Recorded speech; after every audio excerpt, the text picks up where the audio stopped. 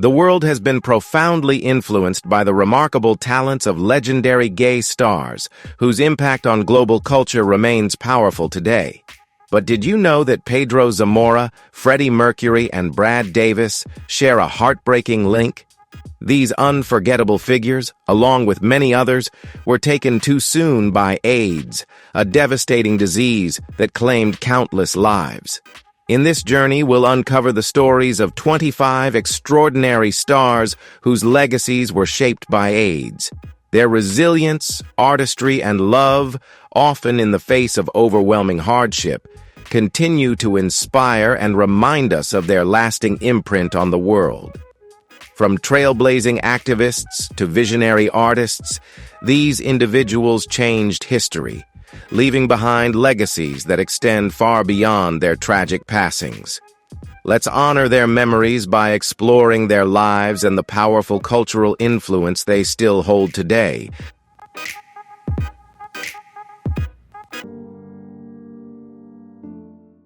Dominguez was a rising force in Hollywood, gaining recognition through a mix of talent and fate. Born on May 10, 1966, in Santa Clara County, California, he had a striking look shaped by his Mexican and French heritage, an asset that helped define his on-screen presence. Before stepping into the spotlight, he worked as a go-go dancer in nightclubs, a humble start that nurtured his love for performance and movement.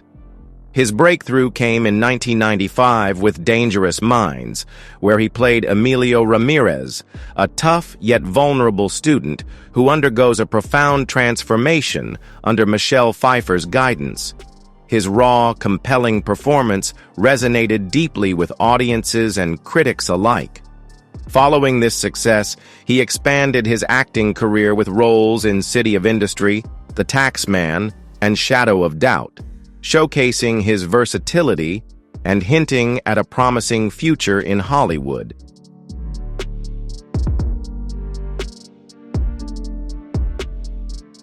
Away from the fame and spotlight, Dominguez was quietly fighting a heartbreaking battle with AIDS, a struggle he kept hidden from the public. His diagnosis remained a closely guarded secret, as he chose to pour his energy into his work rather than reveal his personal hardships. Tragically, on August 26, 1998, at just 32 years old, he passed away from respiratory failure caused by AIDS-related complications.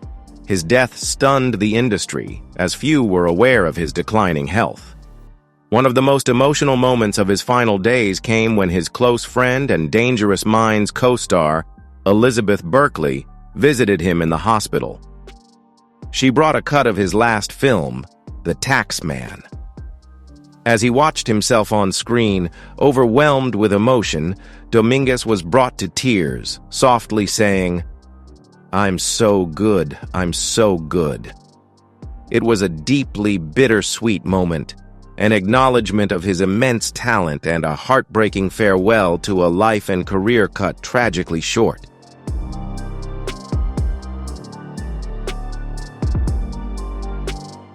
Keith Haring was more than an artist.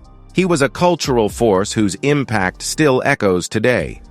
Born in 1958 in Reading, Pennsylvania, he discovered his artistic voice in New York City's vibrant 1980s street art scene. His signature style, bold lines, vivid colors, and dynamic, stylized figures, became a defining symbol of the pop art movement. Haring's journey began in the subways, where he used white chalk to create striking drawings on vacant advertising panels, turning the underground into an ever-changing public gallery that captivated commuters and passers-by alike.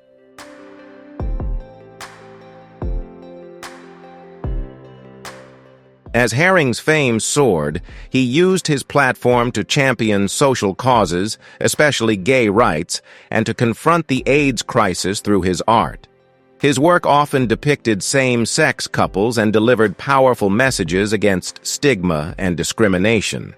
In 1987, he was diagnosed with HIV, a life-altering moment that only strengthened his resolve. Instead of stepping back, he poured his energy into activism, founding the Keith Haring Foundation to support AIDS initiatives and children's programs. Through his bold artwork and unwavering advocacy, Haring became a symbol of resilience and a voice for marginalized communities.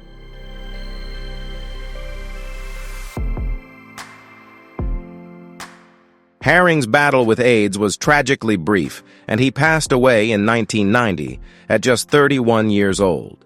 Though his life was short, his impact was immeasurable. His vibrant murals and iconic imagery continue to stand as powerful symbols of love, unity, and the ongoing fight against HIV/AIDS, ensuring that his legacy in both art and activism endures.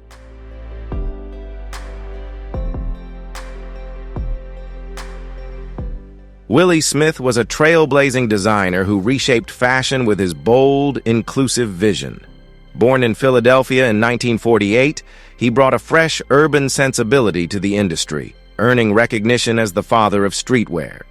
His journey led him to Parsons School of Design, but his time there was cut short after being expelled over a romantic relationship with a male student. Undeterred, he gained hands-on experience in the industry before launching Willi Wear in 1976. His designs revolutionized fashion, merging the comfort of sportswear with the sophistication of high fashion, making style accessible to all. Smith believed fashion should be for everyone, not just the elite, breaking barriers and redefining what it meant to be stylish.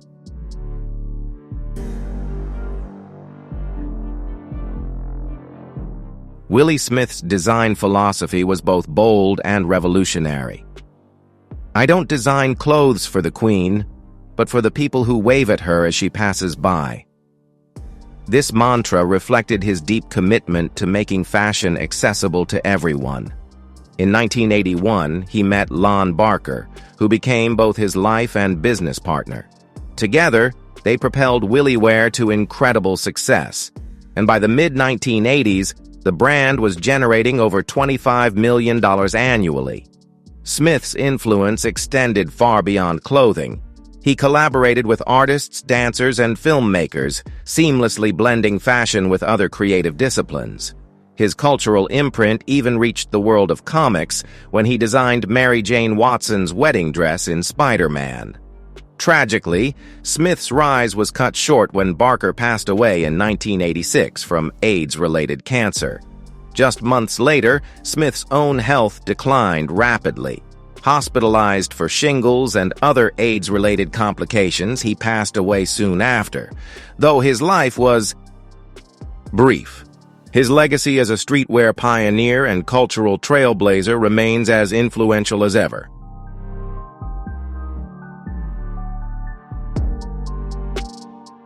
Willi Smith passed away on April 17, 1987, at just 39 years old.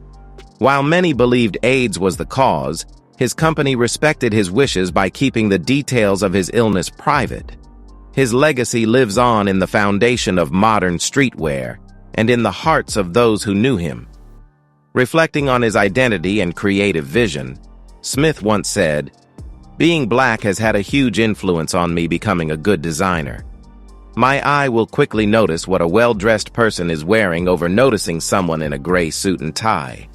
His unique perspective and groundbreaking contributions continue to shape the fashion industry today.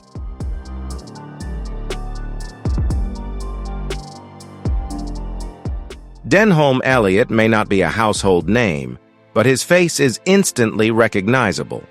Born in London in 1922, he built an extraordinary career, starring in over 125 films and television shows. Known for his ability to bring warmth, charm, and humor to his roles, he had a gift for making even the smallest gestures, like a raised eyebrow or a perfectly timed remark, memorable. Yet Elliott's path to acting was far from traditional. His journey to stardom was filled with unexpected twists before he ultimately found his true calling on stage and screen.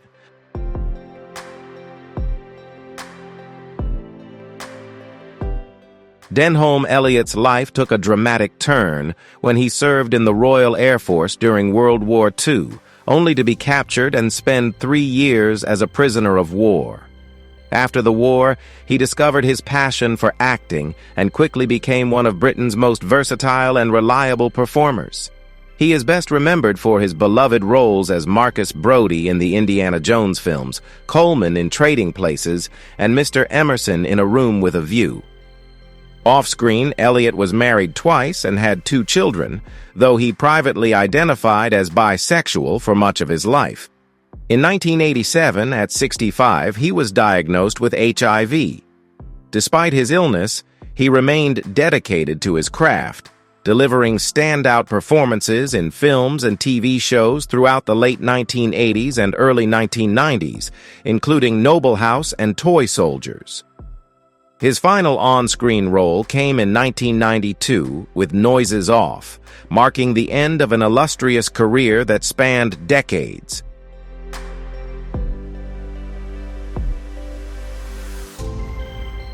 On October 6, 1992, Denholm Elliott passed away at 70 at his home on the island of Ibiza, Spain, due to tuberculosis related to AIDS. His death sent shockwaves through the British acting community as colleagues and fans mourned the loss of a cherished and immensely talented performer. Elliott's impact on British cinema was profound. His effortless ability to infuse roles with charm, humor, and depth left an enduring mark. To honor his legacy, the British Academy of Film and Television Arts, BAFTA, introduced the Denholm Elliott Award, recognizing promising young actors. This tribute ensures that his influence continues to shape future generations of performers, preserving his memory within the world of British cinema.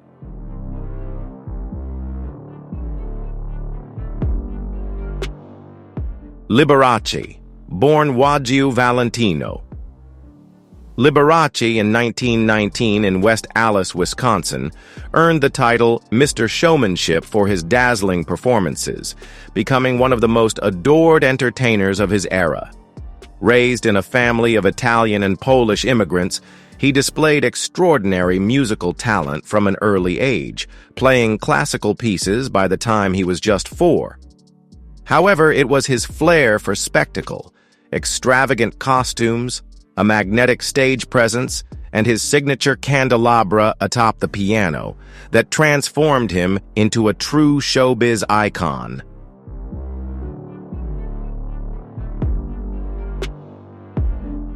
Liberace's career skyrocketed in the 1950s with The Liberace Show, where he mesmerized audiences with lavish performances, opulent costumes, and his signature candelabras atop the piano.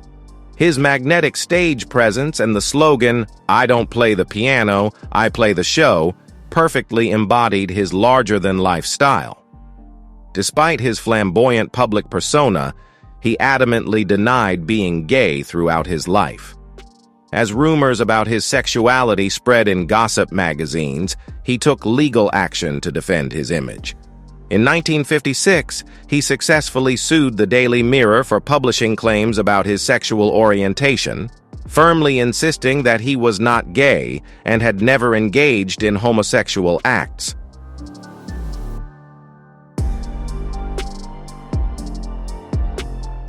Behind closed doors, Liberace's private life told a different story. He lived with Scott Thorson, his chauffeur and alleged lover, for 5 years. Their relationship ended in a highly publicized lawsuit in 1982, with Thorson seeking $113 million in damages. The case was ultimately settled out of court for $95,000. As the AIDS epidemic spread through the 1980s, Liberace's health visibly declined. Despite his increasingly frail appearance, he continued to deny any connection to the disease, attributing his condition to a strict watermelon diet instead.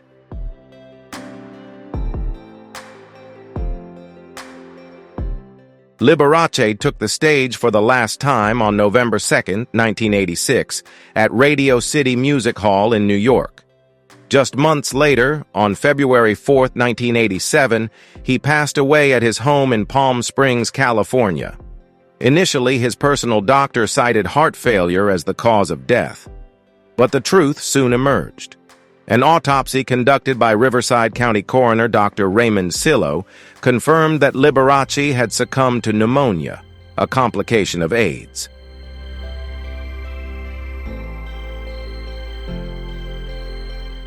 Robert Reed, best known for playing Mike Brady on The Brady Bunch, lived a life far more complex than the wholesome father he portrayed on screen.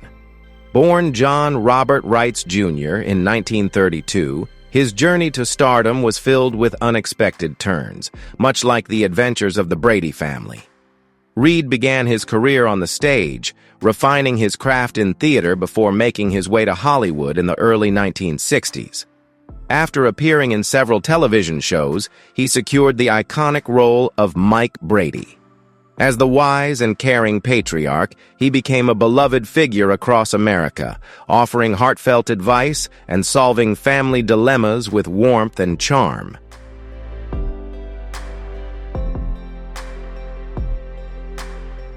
Behind the scenes, Robert Reed's life was far more complicated than the wholesome image of Mike Brady. In 1954, he married Marilyn Rosenberger, and they had a daughter, Karen, but their marriage ended in divorce after just 5 years. During this time, Reed confided in Marilyn about his homosexuality. Despite his honesty with her, he kept his sexuality private, fearing that coming out could jeopardize his career, especially in the 1960s, when Hollywood was deeply unwelcoming to the LGBTQ+ community. On the set of The Brady Bunch, Reed was known for his perfectionism, often clashing with producers over script quality and storyline details. He took his role as a father figure seriously, both on screen and in real life. The show's younger cast members recalled how he would take them on cultural outings, exposing them to experiences beyond the set and enriching their lives in ways that extended far beyond television.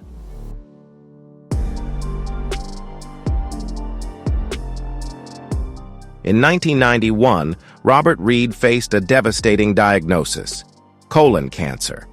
As he battled the disease, another revelation surfaced. His medical records confirmed he had been infected with HIV, though the timeline of contraction remains unknown. On May 12, 1992, at just 59 years old, Reed passed away. While his death certificate cited colon cancer as the primary cause, many believe complications related to HIV played a significant role. His passing stunned fans and colleagues, with Florence Henderson, his on-screen wife, fondly stating, "Bob was a family man and we will all miss him." After his death, the revelation of his HIV status sparked critical discussions about the stigma and secrecy surrounding the LGBTQ+ community, particularly within Hollywood at the time. Reed's story became a powerful reminder of the challenges many faced in an era where being open about one's identity could jeopardize an entire career.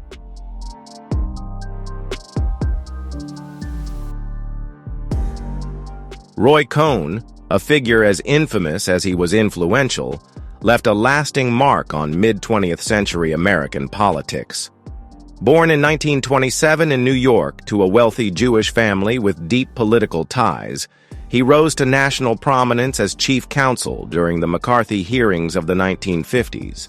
He was instrumental in prosecuting suspected communists, most notably playing a key role in the conviction and execution of Julius and Ethel Rosenberg. Beyond the Red Scare, Cohn was a driving force behind the Lavender Scare, a government-led effort to purge LGBTQ+ individuals from federal positions, an especially ironic and troubling chapter of his legacy given his own secretive personal life.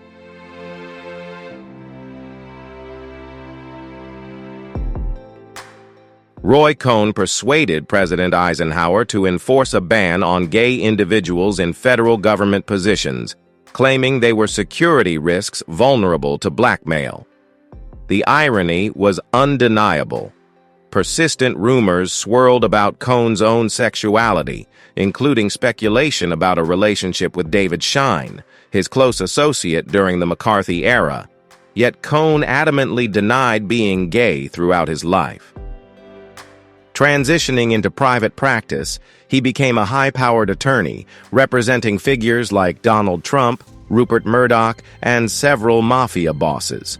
In 1984, he was diagnosed with HIV, but he fiercely concealed the truth, publicly attributing his illness to liver cancer. On August 2, 1986, at 59 years old, Cohn passed away, never admitting to his sexuality or acknowledging his HIV status, leaving behind a legacy defined by contradiction and controversy.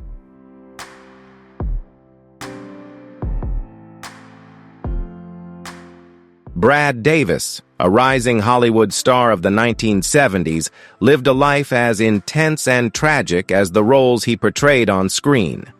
Born Robert Creel Davis in 1949 in Tallahassee, Florida, he endured a turbulent childhood shaped by an alcoholic father and his parents' divorce. Despite these hardships, he found refuge in acting, eventually moving to New York City to study at the American Academy of Dramatic Arts. His big break came in 1978 with Midnight Express, where he delivered a gripping performance as Billy Hayes, an American student imprisoned in Turkey for drug smuggling. The role earned him a Golden Globe and catapulted him into the spotlight, marking the beginning of a promising career.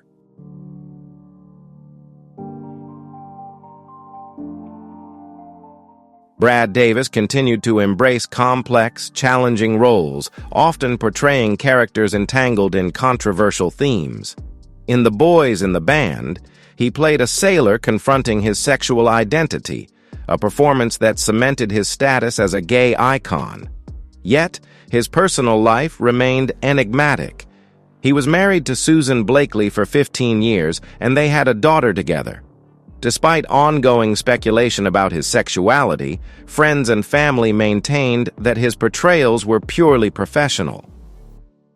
Behind the scenes, Davis battled addiction, a struggle that ultimately led to him contracting HIV in 1985, a time when AIDS was poorly understood and carried heavy stigma. His diagnosis added another layer of hardship to an already turbulent life, forcing him to navigate both the disease and the societal prejudice that surrounded it.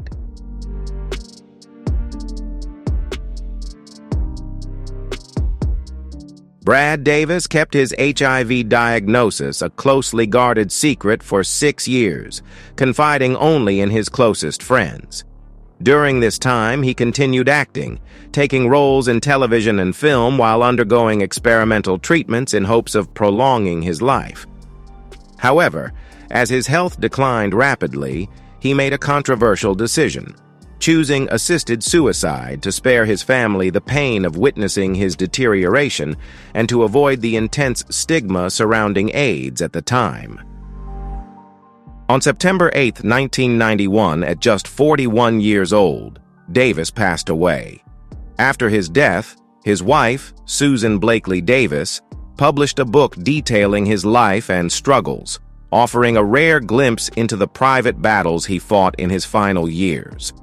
His legacy remains one of immense talent, resilience, and the heartbreaking reality of the AIDS crisis in Hollywood.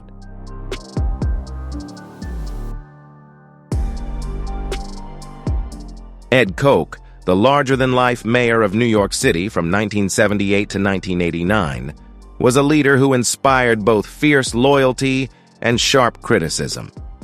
Known for his signature catchphrase, "How am I doing?" he brought an energetic and outspoken style to City Hall that embodied the gritty, fast-paced spirit of 1980s New York. Born in 1924 in the Bronx, his journey to the mayor's office was as dynamic and unpredictable as the city he would come to define.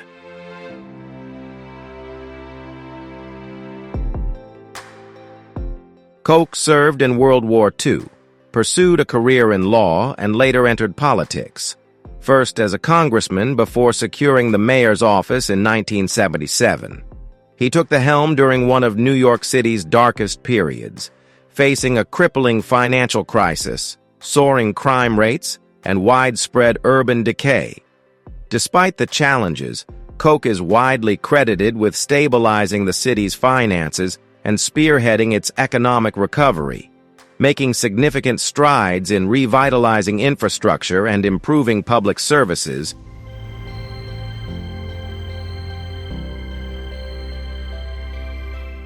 One of the most controversial aspects of Ed Koch's legacy was his response to the AIDS crisis. As the epidemic devastated New York's gay community in the early 1980s, many activists condemned Koch for his lack of urgency. Prominent AIDS activist Larry Kramer famously called him a bad man who caused gay men to die. Criticism of his handling of the crisis was further fueled by persistent rumors about his own sexuality. Though he never publicly identified as gay, he repeatedly stated that his private life was nobody's business. It wasn't until after his death in 2013 that journalist and longtime friend Charles Kaiser confirmed that Koch was, in fact, gay. Kaiser noted that Koch did not suffer from self-hatred, but was part of a generation that kept such matters private. Despite the controversy surrounding his legacy, Koch's tenure as mayor was marked by major achievements, including revitalizing infrastructure, reducing crime, and stabilizing New York City's finances.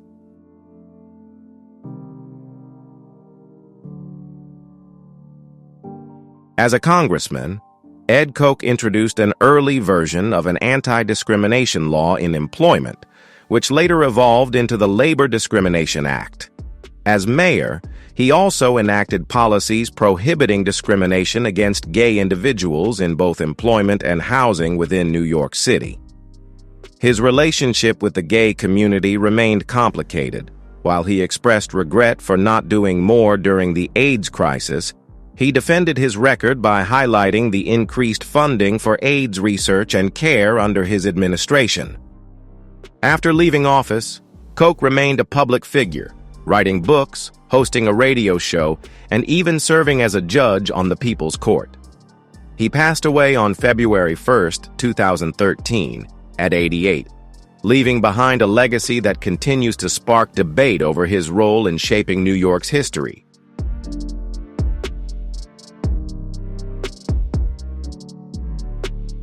Rudolf Nureyev was more than just a dancer. He was a phenomenon who revolutionized the world of ballet. Born on a Siberian train near Ufa, Russia in 1938, Nureyev had a difficult and impoverished childhood. Despite these challenges, his passion for ballet was evident from an early age. He joined a folk dance group at 11 and later studied at the prestigious Vaganova Ballet Academy in Leningrad, now St. Petersburg. Nureyev's undeniable talent quickly became apparent, but it was his daring decision to defect from the Soviet Union in 1961 that catapulted him to international fame during the height of the Cold War.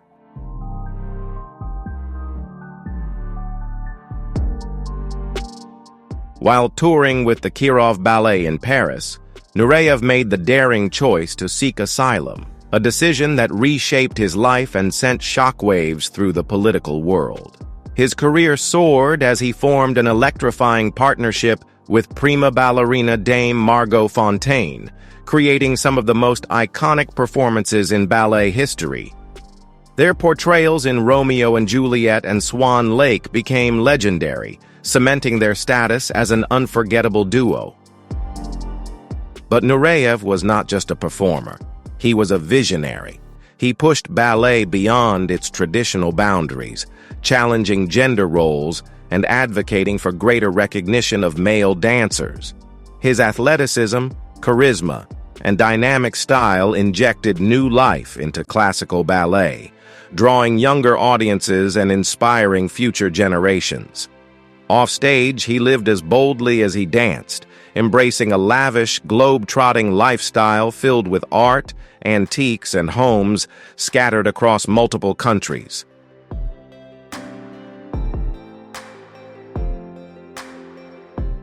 Rudolf Nureyev's personal life was often the subject of speculation, though he later openly acknowledged his relationships with men. In 1983, he took on the role of director at the Paris Opera Ballet, where he continued to push boundaries, nurture new talent, and leave an indelible mark on the world of dance.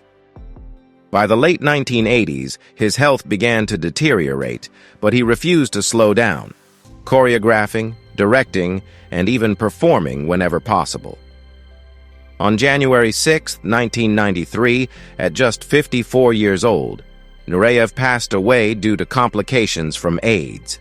His death was a profound loss for ballet, but his revolutionary influence on the art form and his lasting impact on popular culture ensure that his legacy lives on.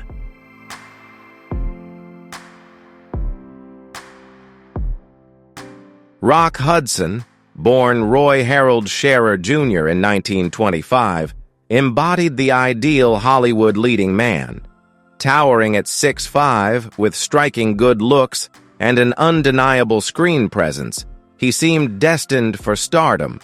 His journey from a small-town boy in Waukegan, Illinois, to one of Hollywood's most celebrated icons was nothing short of cinematic magic.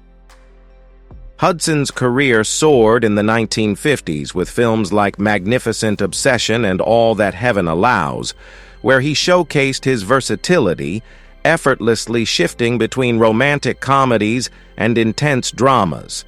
His role in Giant, alongside Elizabeth Taylor and James Dean, earned him an Academy Award nomination, solidifying his status as one of the era's most captivating and enduring stars.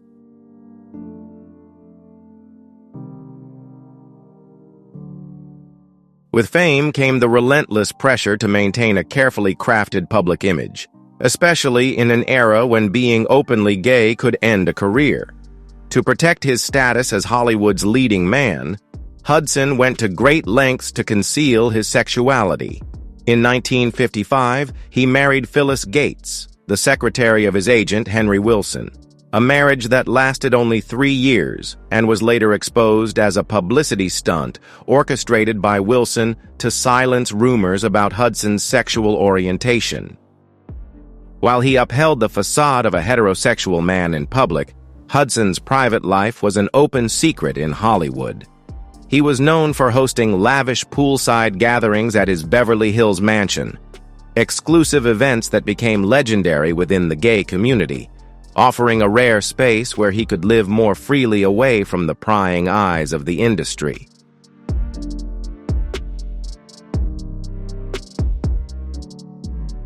Hudson's career thrived throughout the 1960s and 1970s, transitioning seamlessly from film to television. He found success with Macmillan and Wife, and later captivated a new generation of viewers with his role in Dynasty. However, his life took a devastating turn in 1984 when he was diagnosed with AIDS. Initially, he kept his illness a secret, but as his physical appearance changed dramatically, speculation mounted. The truth became undeniable when Hudson appeared visibly frail at a Dynasty press event in July 1985. On July 25th, his representative confirmed his AIDS diagnosis, sending shockwaves through Hollywood and beyond. As the first major celebrity to publicly acknowledge having AIDS, Hudson's revelation brought unprecedented visibility to the disease, forcing a national conversation about an epidemic still shrouded in fear and stigma.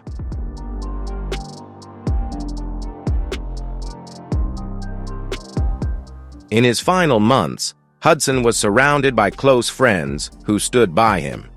His Pillow Talk co-star, Doris Day, invited him onto her television show, marking his last public appearance. On October 2, 1985, at just 59 years old, Rock Hudson passed away. His death became a turning point in the public's understanding of AIDS.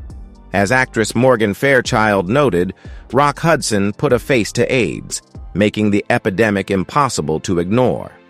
His openness in his final months helped reduce stigma, sparking urgent conversations about HIV/AIDS and advancing the fight for LGBTQ+ rights at a time when both were often overlooked.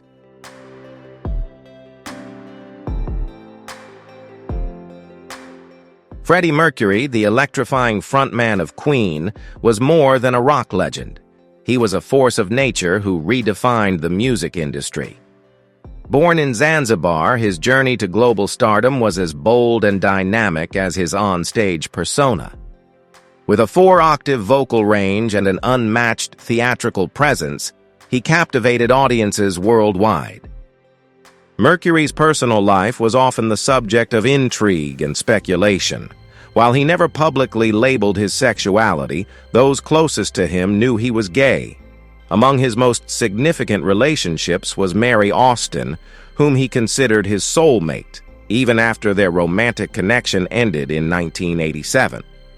Their bond remained unbreakable, with Mercury entrusting her with his most personal affairs, proving that love, for him, transcended labels and definitions.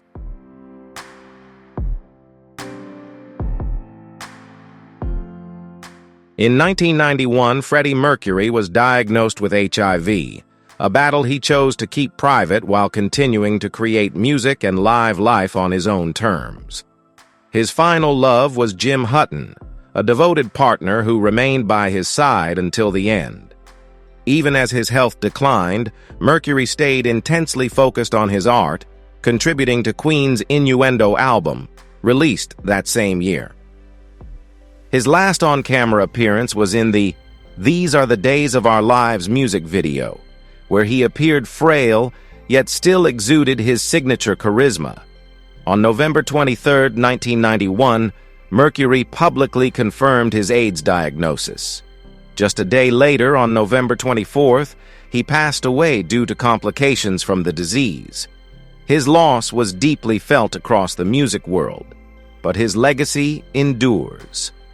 In 1992, the Mercury Phoenix Trust was established in his honor, dedicated to raising awareness and funding the global fight against AIDS, ensuring that his impact extended far beyond music.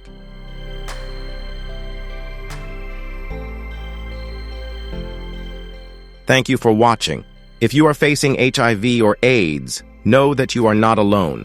We send you love and strength from here.